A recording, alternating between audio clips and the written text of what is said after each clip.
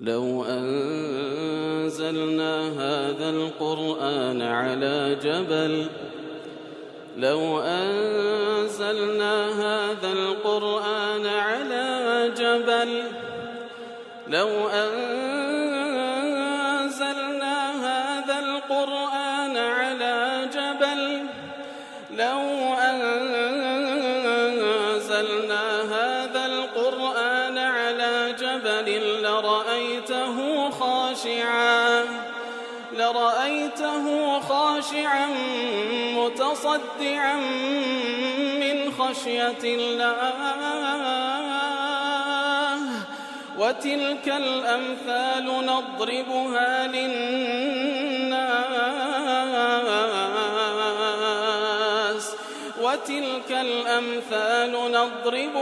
للناس لعلهم يتفكرون.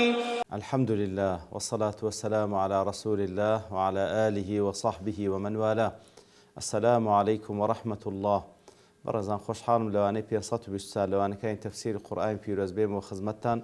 بس رزامن دي رب العالمين وهي ودان مئوي آزي السودي لور بقرن. أعوذ بالله من الشيطان الرجيم. بسم الله الرحمن الرحيم. كانوا لا يتناهون عن منكر فعلوه لبئس ما كانوا يفعلون. بلخوش بسنا وكلواني رابج لخزمة دوات بيروزة داوين كرب العالمين باز لبني إسرائيل دكا كاتك كواد فرمي لعنتيان ليدرا لسر زماني أو دو بيغمبر بريزة عليهم الصلاة والسلام داود وعيسى صلاة والسلام خيق والله همو بيغمبران بتايبة لبيغمبر خوما صلى الله عليه وسلم تفرمي لعنتيان ليدرا لسر زماني أو دو بيغمبرا بسبب أو عصيان وسربيسي وتعدانيان كذكرت وبتايبتيش كانوا لا يتناهون عن منكر فعلوه واتا أو منكر خرافي كوادكرا هنديك منعي أو يتريان ندى كردو دستيان ندى قرتن لبئس ما كانوا يفعلون. خرابترين كارا كاتك كوا كسانيك خرابي دكن كسانيشي تردستيان ناقرنو قدغيان ناكن. يتر هر درباري أو بابة إمام بيهقي لشعب لإمام أحمدي نقل كده رحمة إخوائي لبدالي بكتاب بسنة واجبة أمر كردن بتساكو نريق قرتن لخرابة باشان دفرمي رب العالمين فرمان كردن بتساكو وريق قرتن لخرابي كرديت فرق جياوازي لنيوان إيمان دار ومنافق واتا جيا كروي نيوان إيمان دار ومنافق أويكا وكو لباس منافقا دفرمي المنافقون والمنافقات بعضهم من بعض يأمرون بالمنكر وينهون عن المعروف. منافقة كان لأفرتان لبياوان هندشان لهندشي ترن دوستو يارمتي دري يكترن أو أنا فرمان بخرابة دكن ريقري لتساكة دكن لدواء وباس لإيمان داران دك والمؤمنون والمؤمنات بعضهم أولياء بعض. إيمان داران لبياوان ولأفرتان أولياء دوستو بجيري يكن صفة إيمان داران يأمرون بالمعروف وينهون عن المنكر. فرمان بتاك ذكن ريقري لخراب ذكن كواتوك در فثبت بذلك أن أخص أوصاف المؤمنين وأقواها دلالة على صحة عقدهم وسلامة سريرتهم. كواتتايبترين وصف إيمان داران وبهسترين بلغة لسر أويكوا عقيدة راست دروستيان هيو وهروا دلو دروني شي باكو بيغليان هي أو كواصفتيان ويفرمان بساك ذكن وريقري لخراب ذكن أو جباس لو ذكاتن كديارة فرمان كردن بساكا وهروا ريقري كردن لخراب درجاته أو كذا تحدي تغيير وقورانكاري كوابدست بكرة أو يعني يقوم بها سلطان المسلمين أو كواد صلاة دار لنا مسلمانان أو واجبي أو بيوستا بدستو بقوة فرمان بتاكبك وريقري لخرافة بك وبابلين مرتبة كانتر بتايبتي بزمان وبيان كردن ضليوا واجبي علماء مسلمانان الذين يجمعون بين فضل العلم وصلاح العمل أو عالماني كوا هم علميان هي هم كردوي ساچيان هي بيوستا فرمان بتاكبكنو وهروها ريقري لخرافة بكن لقدر طاقتي خويان. إتر بەڵام دەڵێ وإن كان لا يطيق إلا القول قال. ئیتر هەموو کەسێک ئەوەی دەتوانای داهە بەکو لە حەدیثەکە پێ هاتێ کە دەفەرمی کە ئیمام مسلم ڕوات کرد ئەبی سعیدی خودری دەجێڕتەوە خوای لە ڕاست دەفەرمی پێ فەرمووی من رأى منكم منكرا فليغيره بيده. هەر یەک لەنگۆ منکەرێک و خراپەیەک و ناشەرعیەکی دیت با بەدەست بیگۆڕی. ئەوە وەکوتمان کاری کەسانێکە کەوا دەسەڵاتدارن. فإن لم يستطع فبلسانه. ئەگەر نەیتوانی بەدەست بیگۆڕی ئەوە پێویستە بە زمان بە قسە هەوڵ بدە. فإن لم يستطع فبقلبه. ئەگەر نەیتوانی بە قسەش ئەوە با بەدڵ ئینکاری بکە. وذلك أضعف الإيمان. ئەوە لاواسترین پلەکانی ئیمانە. کەواتە وەکو وتمان گۆڕانکاری بەدەسەڵات خاستن دەسەڵاتدار پێویستە واجبە لەسەری پێویستە ئینکاری منکەر بکە و ئەمر بە معروف بکاتن. و ئەو کەسەش کەوە لە توانایدا هەیە لەسەر لە قەدەر توانای خۆی لەسەر ماڵ و منداڵی خۆی و هەروەها لەسەر ئەو کەسێکەوە دەسەڵات بەسەردا دەستچێ پێویستە بە هەموو شێوەیەک ئینکاری منکەر بکە. ئەگەر نا ئەوە پێویستە تەنها بە زمان. ئەگەر ئەوەشی پێ نەکرا فەبیقەلبی. کەواتە مەسەلەی فەرمانکردن بە چاکە ڕێگەگرتن لە خراپە لەگەڵ تەغییر وەکو ئیبن عوثەیمین ڕەحمەتوخای لێبی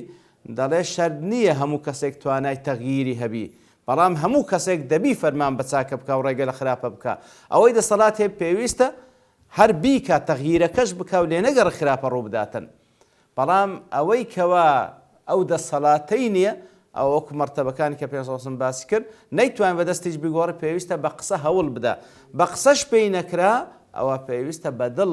ئینکاری بکە و زۆر زۆر گرنگە. ئەن خۆشەویستانەگە بیری لێ بکەینەوە زۆر منکەر هەیە ئێستا لەو مجتەمەعی ئێمە کەوا دەسەڵاتداران کاتێکەوە دەسەڵاتیشان هەیە ڕێگری لێ ناکەن بەڵکو لەوانەیە هانیشی بدەن. ئیتر دەبینێتەوە بە محاولە بکەی بە نەسیحەت و بە قسەی خۆش و بە ڕێنمونیکردن واجبی خۆت بەجێ بگەینی. ئەگەر لە کاتێک و لە جێگایەکدا ئەوەشت پێ نەکرا پێویستە بەدڵ هەر ئینکاری بکەی، پێویستە بەدڵ هەر ئینکاری بکە. ئەگەر نا ئەوە أضعف الإيمان وەکو لە حەدیثەکەی داهاتیە وەکو لە ڕوایەتتر هاتیە وليس بعد ذلك حبة خردل من إيمان. ئەگەر بەدڵیش ئینکاری نەکەی ئەوە هیچ ئیمان نامینێ لە دڵ خود بەڵگەی لەسەرەوەیکەوە ئیمان لە دڵت نەمایە. لێیە زۆر جارانانی خەتەریاتی ئەوەی کەوا ژیان لەنا مجتەمەعێک دەبێ سەر منکەرات زۆرە. ئیتر لە دەسەڵاتت دانیە بیگۆڕی بەخۆشت لەوانەیە مقەسیر بی بە قسەش نەیکەی و وای لێدێ بەدڵیش سەبرە وای لێدێ ئولفەتی پێوە دەگری و بەدڵیش ئینکاری ناکەی. زۆر زۆر خەتەرە پێویستە ئاگاداری بین. زاوەکو زانان دەفەرمون فەرمانکردن بە چاکە و ڕێگریکردن لە خراپە فەرضی کیفایەیە. ئەگەر کەسانێک پێی هەستن ئەوە لەسەر ئەوان کەش لا دەکەوی، بەڵام ئەگەر هەمووی ئیهمالیان کرد و فەرمانکردن بە چاکە و ڕێگریکردن لە خراپەیان نەکرد هەر یەکێک لەوانە لەو کۆمەلگایە هەمووی گوناحبارە، هەرێکە و لە قەدەر توانای خۆی گوناحبارە. ئەوەی دەسەڵاتی هەیە لە هەمووان گوناحی گەورەترە، ئەوەی کەوا دەتوانێت قسام کا قسان ناکە ئەویش گوناحبارە، ئەوەی تریش لە قەدەر توانای خۆی گوناحبارە.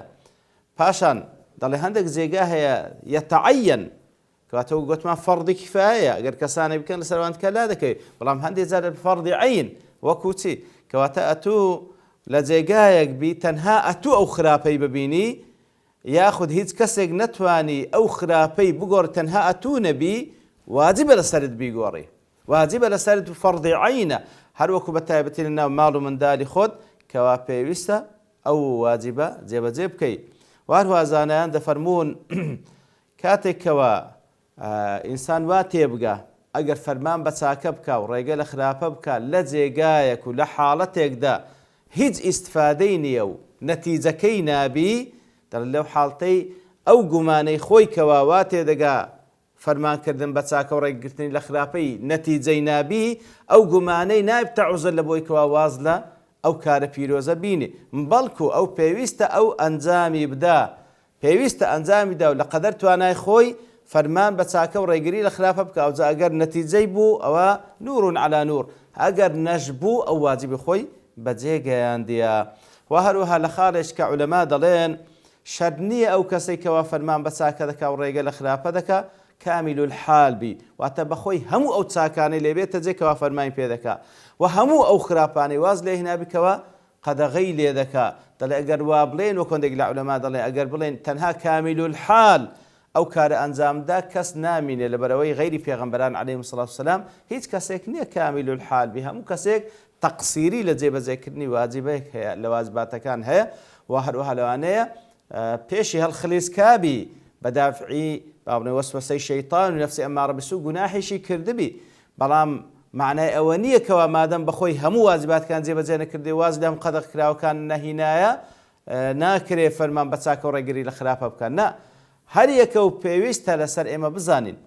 دوو واجبمان لەسەرشان واجبێک بەنسبەت نەفسی خۆمان فەرمان بە چاکە بکە و هەروەها خۆمان لە خراپ بپارێزین و هەروەها واجبی دووەمیشمان ئەوەیە کەوا غەیری خۆشمان فەرمانی پێ بکەین بە چاکە بە مەراتیبانی کە باسمان کرد و کاتێکەوە دیتمان گوناه و تاوان دەکاتن وای لێ بکەین کەوا واز لەو گوناه و تاوان کەواتە دوو واجبە هەم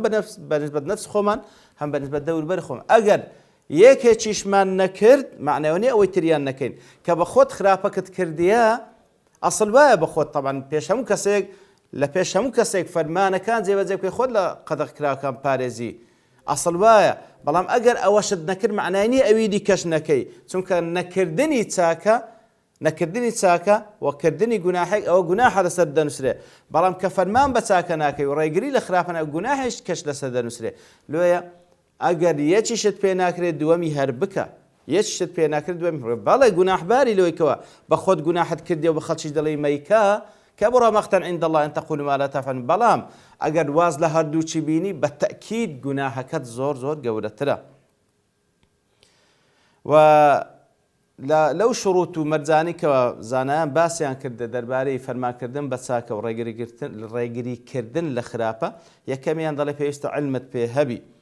فيست علمت بهبي بوي كوا أو شتي كوا فرمان في ذكي تساكبي أو شتي كوا قد بعض النهي اللي ذكي فيست خرافة بي بميزان الشرع طبعا أو يام باشبي أو شان خرافة بيتن إتر كشتق علمت بينا بداخو حلاليان حرام ناكريتو فرماني في بكي ياخذ قد غيلي بكي وهندك شيء طبعا زور ظاهرة وكو لبون مونا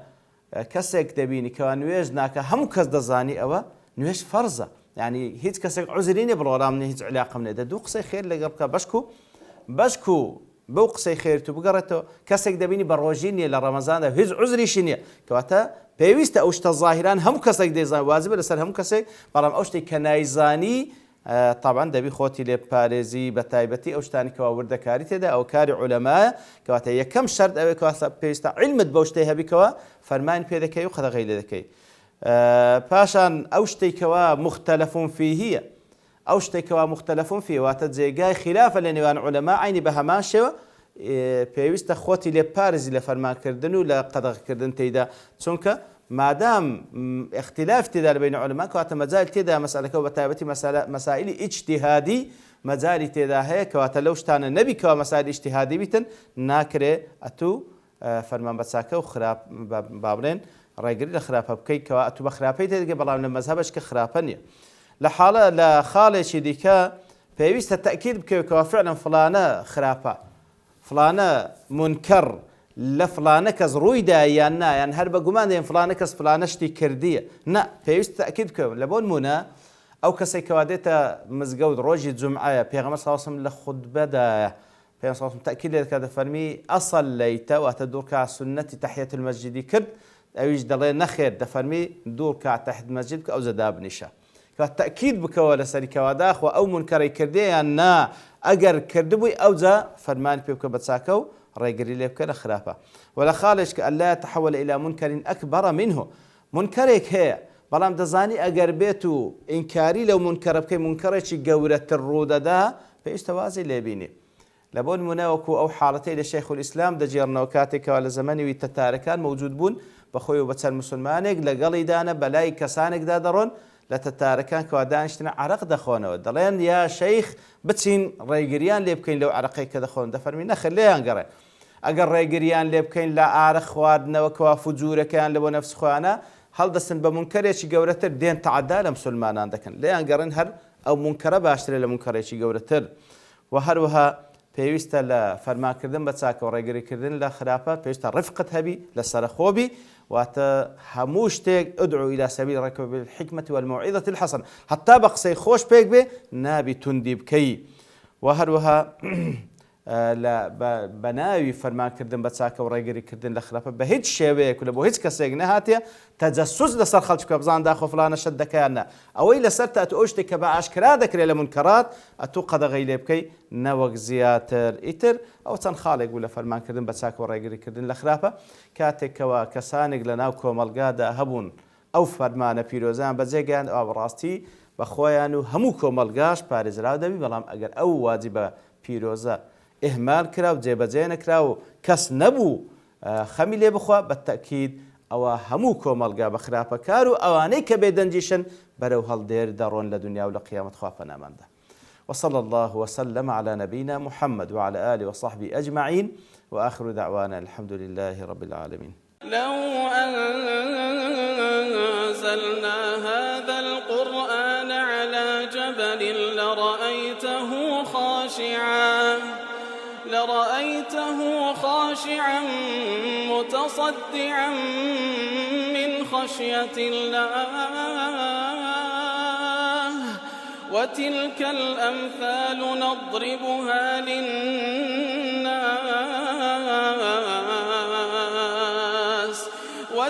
الأمثال نضربها للناس لعلهم يتفكرون